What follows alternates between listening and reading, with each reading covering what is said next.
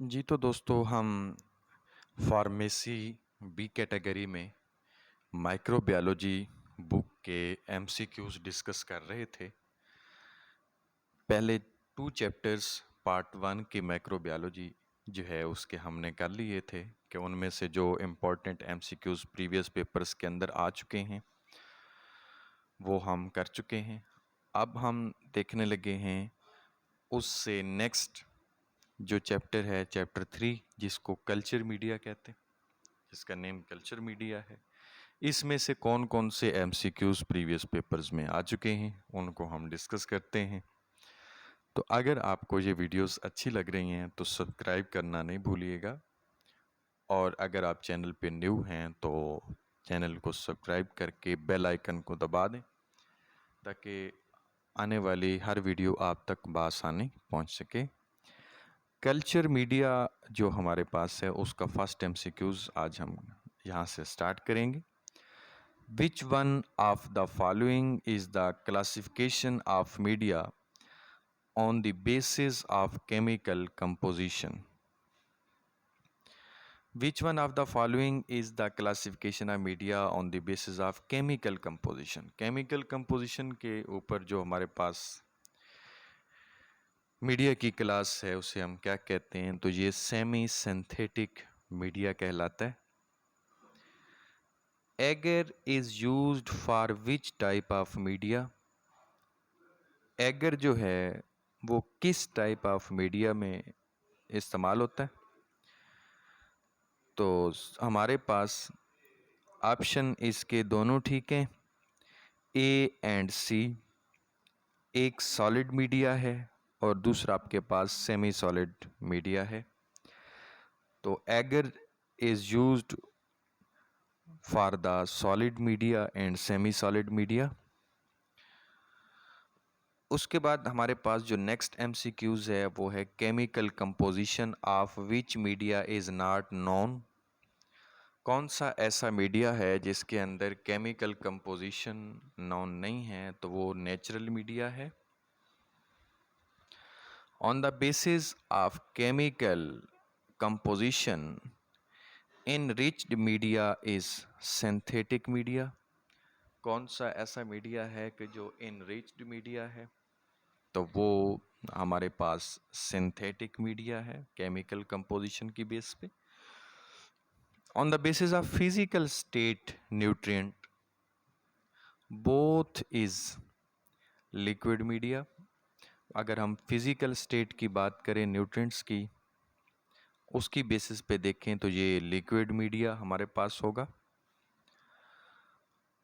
On the basis of functional use EMB is selective media. अगर हम functional use की बात करें, फंक्शनल यूज़ की बेसिस पे बात करें तो ये हमारे पास सेलेक्टिव मीडिया होगा। Which one of the following media is prepared by using 0.2 to 0.5% agar? तो इसके लिए मैं आपको पहले भी बता चुका हूँ कि 0.2 to 0.5% की जहाँ पे बात कर रहे हैं तो सेमी सॉलिड आएगा। अदरवाइज़ हमारे पास जो ये मीडिया है एगर वो सेमी सॉलिड और सॉलिड दोनों में आता है, लेकिन यहाँ पे सेमी सॉलिड मीडिया में आएगा। नेक्स्ट जो हमारे पास एमसीक्यूज़ है वो है एमसीक्यूज़ नंबर 45। तो 45 MCQs, which one of the following media is need low oxygen extra nutrients.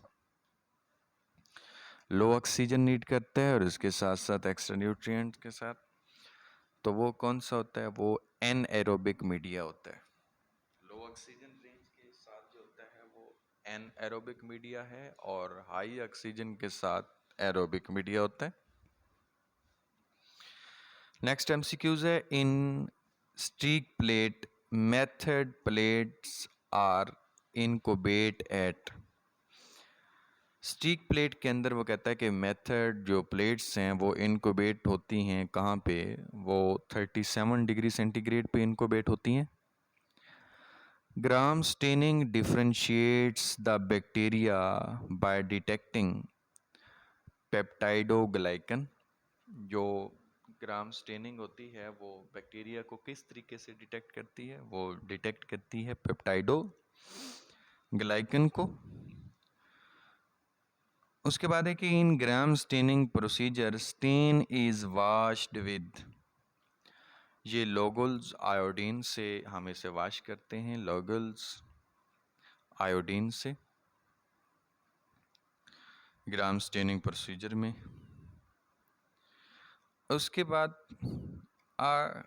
Consist of a population of cell derived from a single cell, जहाँ पे आएगा pure culture, consist of a population of cells derived from a single cell, एक ही cell से होते हैं तभी तो प्योर कल्चर होता है। Very small amount of specimen can be spread over the agar is limitation of spread plate technique, तो ये स्प्रेड प्लेट टेक्निक की लिमिटेशन है। उसके बाद हमारे पास आता है minimal amount equipment is required to, जो मिनिमल अमाउंट होती है इक्विपमेंट वो रिक्वायर्ड टू, तो इसका आंसर आएगा स्प्रेड प्लेट टेक्निक। तो हम इस केस के अंदर स्प्रेड प्लेट टेक्निक को डिस्कस करते हैं। Special equipment micro manipulator is used to, ये कहाँ पे यूज़ होते हैं? स्पेशल इक्विपमेंट माइक्रो मैनिपुलेटर, तो ये यूज़ होते हैं सिंगल सेल आइसोलेशन टेक्निक में। सिंगल सेल आइसोलेशन टेक्निक में माइक्रो मैनिपुलेटर यूज़ होते हैं to encourage the growth of blood sugar heated before solidification, तो ये नेसेरिया स्पीशी जो होती है ये to encourage the growth of Neisseria species blood sugar heated before solidification, solidification से ब्लड शुगर जो है वो पहले जो है वो हीट हो जाती है, तो ये हमारे पास नेसेरिया स्पीशी होगी। नेक्स्ट एमसीक्यूज है are cultivated on mannitol salt agar, mannitol salt agar पे कल्टिवेटेड क्या चीज़ होती है हम देखेंगे। तो कौन से यहाँ पे बैक्टीरिया की बात आती है देखते हैं जी। Staphylococci, staphylococci are cultivated on mannitol salt agar. Next MCQs हमारे पास है is used in DNA and RNA synthesis, so phosphate use होती है डीएनए और आरएनए सिंथेसिस के अंदर। Maintain a stable internal environment in the cytoplasm, cytoplasm के अंदर इंटरनल इन्वायरमेंट मेंटेन करता है, कौन सी चीज़ होती है वो जो करती है उसे सोडियम क्लोराइड कहते हैं। नेक्स्ट हमारे पास चैप्टर 4 है जिसमें वायरसेस की बात की गई है। Viruses are parasites which mean that they only replicate only inside a living host cell, तो ये ऑब्लिगेट इंट्रासेलुलर होते हैं। इंट्रासेलुलर के केस के अंदर हम बात करते हैं कि ये सेल के अंदर है, इंट्रा और इंटर होता है सेल के दरमियान में, इंट्रा होता है सेल के अंदर। In the late botanists had been trying to find the cause of tobacco mosaic disease, कब किया इन्होंने? ये 1800 में इन्होंने किया था टोबैको म्यूजिक डिजीज जो होती है उसके related. Varices of rabies and tobacco mosaic have helical symmetry, इनकी जो सिमेट्री होती है वो हेलिकल होती है। Herpes simplex and polio varices have इनकी सिमेट्री किस तरह की होती है, हार्पीस की, सिंप्लेक्स और पोलियोवेरिसिस की? तो ये आइकोसाहेड्रल सिमेट्री होती है इनकी। द आइकोसा, ये एमसीक्यूज बहुत इंपॉर्टेंट है, आपने याद रखना है कि herpes, simplex and polioviruses have icosahedral symmetry. ये आता है मोस्टली, ये मैंने देखा है कि एमसीक्यूज आ रहा है। The icosahedron, a polyhedron with 20 triangular faces and 12 corners। The icosahedron जो हमारे पास होती है उसके अंदर 20 ट्राइंगुलर फेसेस होते हैं और 12 उसके क्या होते हैं, सॉरी, पोलीहेड्रॉन विद 20 ट्राइंगुलर फेसेस और उसके साथ साथ 12 उसके एंगल्स होते हैं। सम बैक्टीरियोफेजेस हैव कम्प्लेक्स सिमेट्री, कुछ होते हैं जिनकी सिमेट्री जो है वो क्या होती है, कम्प्लेक्स होती है। Capsid of herpes viruses is made up of 162 capsomeres.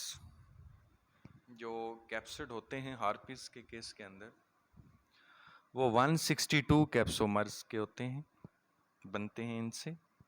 Capsid of adenoviruses which cause some common cold is made up of capsomers।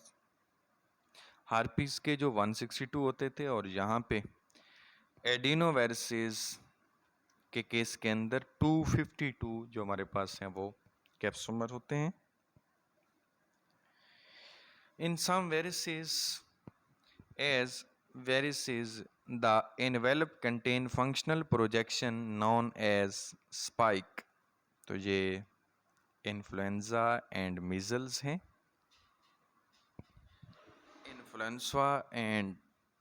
Influenza and measles हमारे पास जो होते हैं वो इस केस के अंदर आते हैं। ये ऑप्शन जो फर्स्ट है ये दुरुस्त होगा। आगे है completely assembled viruses outside its host is known as virion. जो कंप्लीटली असेंबल्ड होते हैं viruses outside its host are is known as virions, उन्हें कहते हैं। The genome replication of most DNA viruses take place in the cell's nucleus। तो replication जो होती है वो न्यूक्लियस के अंदर होती है। The genome replication of most RNA viruses take place in the cell's nucleus। ये भी replication किसी भी तरह की हो वो आपके पास कहाँ पे हो रही है, न्यूक्लियस के अंदर हो रही है। In Adri Lvoff, Robert Horn, and Paul Tournier, the first to develop a mean of various classification based on the Linnaean hierarchical system। तो ये 1962 में था, इसका ऑप्शन बी दुरुस्त होगा। Are tailed DNA group 1 bacteriophage. तो इस केस के अंदर हमारे पास जो ऑप्शन है वो ऑप्शन बी दुरुस्त होगा।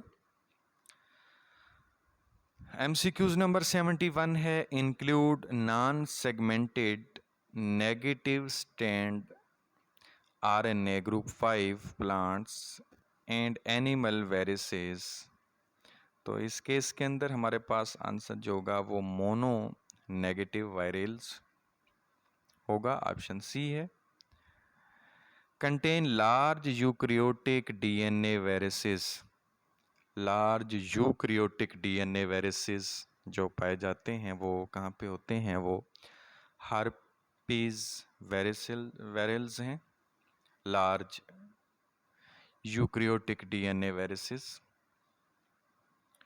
Is composed of positive strand RNA group 4 viruses with vertebrate hosts. तो इसे हम कहेंगे Nido virals. contains monopartite RNA viruses that infect plants। तो इसके लिए जो हमारे पास दुरुस्त ऑप्शन है वो है टाइमोवेरेल्स। और अगर हम नेक्स्ट एमसीक्यूज की बात करें, contain small positive strand RNA viruses that infect a variety of plant, insect and animal hosts। ये पिक्रोना वायरल्स होते हैं जो कि एनिमल्स, होस्ट और इंसेक्ट की यहाँ पे हम बात कर रहे थे। Currently 2009 order of virus have been defined. जो 2009 के अंदर ऑर्डर को डिफाइन किया गया है वो कितने हैं? वो 6 हैं। Currently in 2009 families of virus have been defined. Virus की जो फैमिली को डिफाइन किया गया है 2009 के अंदर वो 87 है। 87 order 6 families 87। Currently 2009 species of viruses have been defined. तो ये 2288 स्पीशीज 2288 और उसके साथ साथ फैमिलीज 87 और order 6। Herpes viruses is an example of DNA viruses। Pox viruses is an example of DNA viruses, double-strand DNA viruses। Parvovirus is an example of single-strand DNA viruses। और Reoviruses is an example of double-stranded RNA virus। ये double-stranded RNA virus होता है। Retrovirus is an example of single-stranded RNA retroviruses। और उसके बाद है hepadna viruses is an example of. तो ये हेपेंडना वायरसेस जो होते हैं ये डबल स्ट्रैंड DNA रेट्रोवायरसेस होते हैं। उसके बाद हमारे पास MCQs है कि reverse transcriptase the key enzyme that used to translate their RNA into DNA। Reverse transcriptase the key enzyme that used to translate their RNA into DNA। जो को translate करते हैं RNA को DNA के अंदर, उनको रेट्रोवायरसेस कहते हैं, रेट्रोवायरल्स। और उसके बाद हम नेक्स्ट MCQs की बात करेंगे। Symptom of AIDS are except. AIDS की जो सिम्पटम्स होती हैं वो सिस्टेमिक फीवर के अलावा होती हैं। सिस्टेमिक फीवर उसके अंदर नहीं होता। Lethargy, runny nose, diarrhoea are the symptoms of influenza. ये सारी जो सिम्पटम्स इसने बताई हैं ये इन्फ्लुएंजा की होती हैं। तो आज हमने इस लेक्चर के अंदर फंजाई और वायरसेस को डिस्कस किया है। इनके वो MCQs जो प्रीवियस पेपर्स के अंदर बार बार रिपीट हुए हैं उन्हें हमने डिस्कस किया है। नेक्स्ट वीडियो के अंदर इंशाल्लाह हम चैप्टर 5 को डिस्कस करेंगे। और यहाँ पे जो हमारे पास इसका टॉपिक है, चैप्टर 5 का जो नेम है वो हमारे पास है फंजाई। तो नेक्स्ट वीडियो तक के लिए अगर आपको वीडियोस पसंद आई है तो इसे चैनल को सब्सक्राइब कर दें, बेल आइकन के बटन को दबा दें, लाइक कर दें। और नेक्स्ट वीडियो तक अब्दुल हफीज़ बंदालवी का इंतज़ार कीजिएगा। अल्लाह हाफिज़। अस्सलामु अलैकुम।